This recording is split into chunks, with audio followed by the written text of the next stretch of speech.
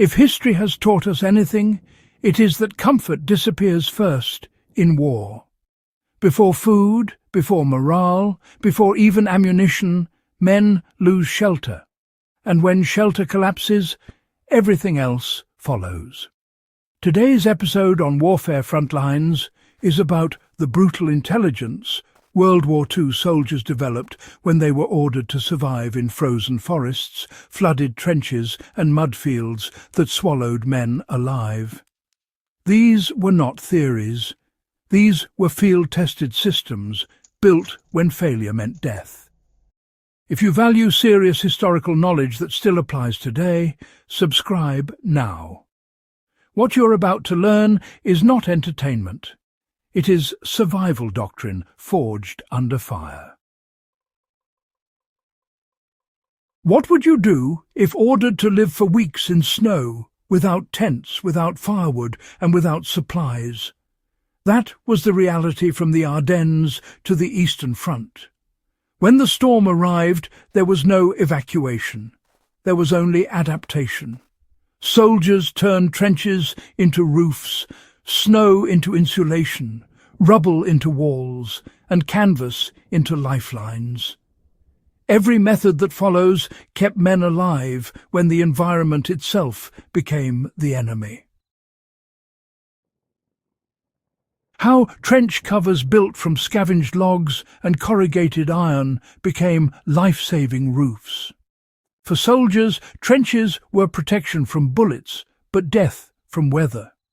Open trenches filled with snow and rain until men were drowning in freezing mud. The solution was vertical thinking. Anything rigid became roofing. Corrugated iron ripped from rail yards, beams pulled from collapsed barns, thick logs felled from nearby woods. These were laid across trench tops, covered with earth and sealed with sandbags. The result was a dugout roof strong enough to stop snow, deflect rain, and absorb shrapnel. Even a thin sheet of metal under mud raised inside temperature dramatically. In modern application, the same principle works for emergency shelter. Rigid layer, soil layer, waterproof skin.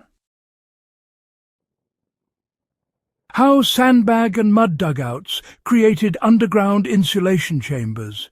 Wind kills faster than cold, so soldiers went underground. They deepened trenches, lined the walls with sandbags, then sealed every gap with thick clay and mud.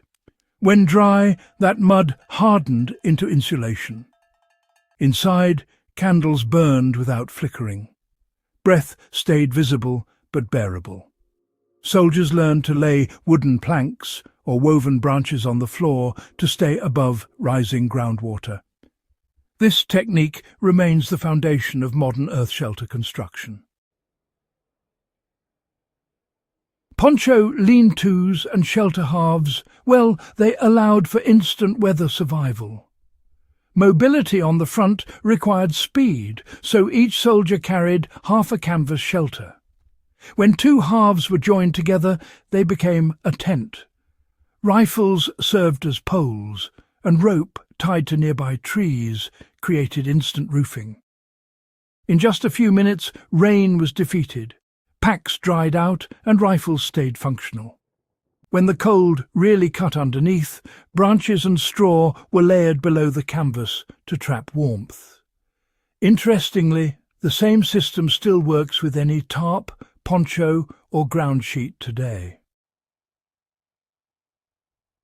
Snow quinjet shelters and winter foxholes, they turned snow into insulation. You see, snow itself is not the enemy, wind is.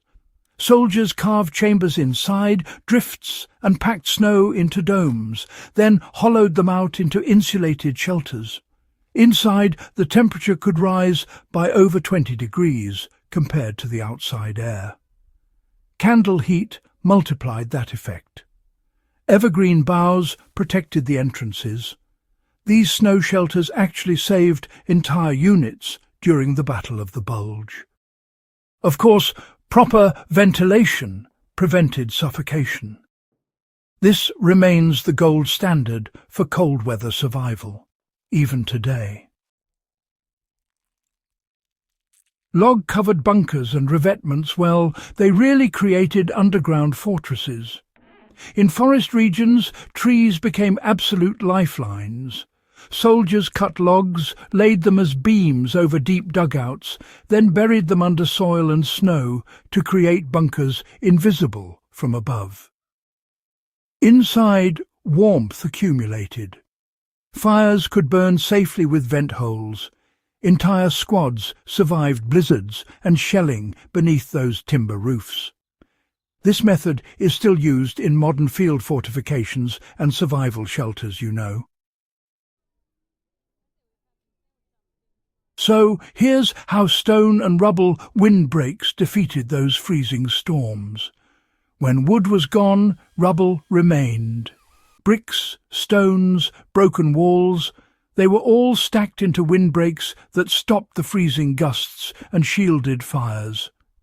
Doors leaned against stone walls, created these angled rain roofs. In destroyed towns, soldiers actually lived inside the corners of ruined buildings, sealed up with mud and debris. The battlefield itself, well, it provided the materials. Now, let's talk about how camouflage net overhangs gave weather protection and, invisibility. Camouflage nets became roofs.